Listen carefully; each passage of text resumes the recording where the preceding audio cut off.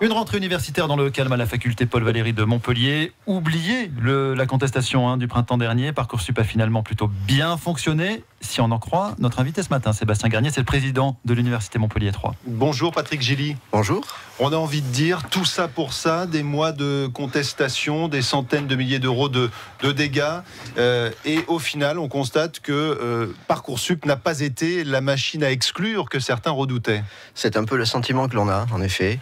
Celui d'un mouvement qui était parti sur des présupposés d'une réforme qui, pour l'heure, à tout le moins, ne semble pas se confirmer, ces présupposés.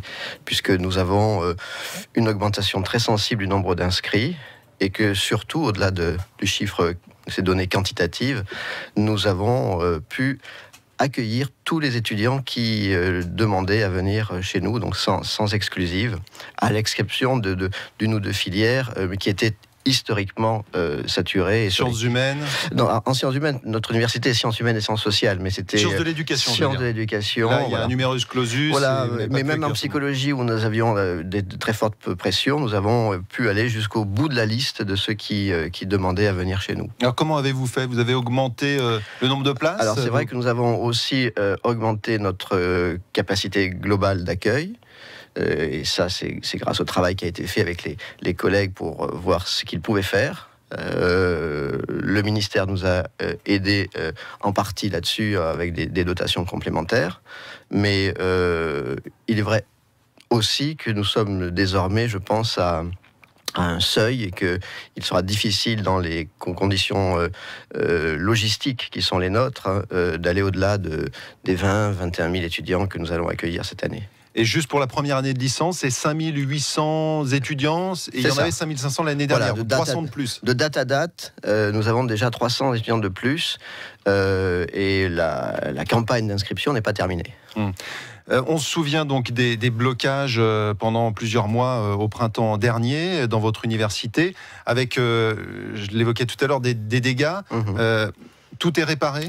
Tout est réparé. Les serveurs qui avaient été attaqués ont été réparés. Les amphis qui avaient été dégradés ont été repeints et rénovés. Donc nous sommes fin prêts pour accueillir les nouvelles générations d'étudiants. Qui a payé la facture? Dans un premier temps, c'est nous. Et je dois dire que le ministère a ensuite payé rubis sur l'ongle la compensation intégrale de ces dégâts. Qui s'élève à 750 000 €. Donc c'est quand même considérable. C'est considérable, c'est un gâchis sans nom, parce que vous imaginez ce qu'on aurait pu faire aussi au service des étudiants et de la communauté universitaire avec cette somme. Il y a une disproportion entre le mouvement et les enjeux de la réforme.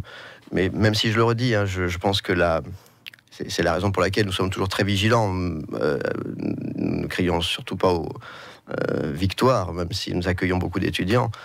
Il y a assurément un malaise étudiant, un malaise de la jeunesse qui va au-delà de la réforme, laquelle réforme n'a été qu'un catalyseur, qu'une étincelle de ce malaise.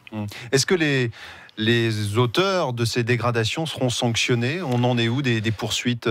Alors il y a deux choses. Nous, on a déposé de nombreuses plaintes pour chacune des infractions que nous avions pu constater. Donc là, ce sont des plaintes qui sont déposées devant la justice.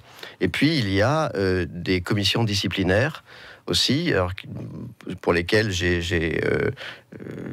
j'ai saisi au moment des faits, et qui ont donc donné lieu à des instructions, et qui vont donner lieu maintenant à des sentences, à des décisions. Donc certaines ont commencé, je n'ai pas encore les résultats, mais dans les semaines qui viennent, on aura les résultats de ces commissions de discipline. Donc s'il doit y avoir des sanctions, il y aura des sanctions? Il y aura des sanctions dans la mesure je parle ici des sanctions qui sont prises dans le cadre universitaire, donc qui ne sont pas des sanctions pénales, mais qui sont de l'ordre de l'exclusion éventuelle des fauteurs de troubles. Dernière chose et rapidement, vous avez fait pour la première fois une conférence de presse de rentrée hier. Oui. Vous souhaitez changer l'image de votre université rapidement? Oui, c'est un des grands enjeux effectivement de ce mandat. Notre université est très ouverte. Elle est de plus en plus connectée aux forces sociales et économiques de la région. Nous souhaitons surtout montrer que nos disciplines, les formations que nous dispensons, sont des formations qui apportent quelque chose à la société et que nos étudiants gagnent en employabilité. Donc ça, c'est une dimension essentielle. Merci beaucoup, Patrick Gilly. Je rappelle que vous êtes le président de l'université Paul Valéry à Montpellier, Montpellier 3. Bonne journée à vous. Merci. Et on parlera de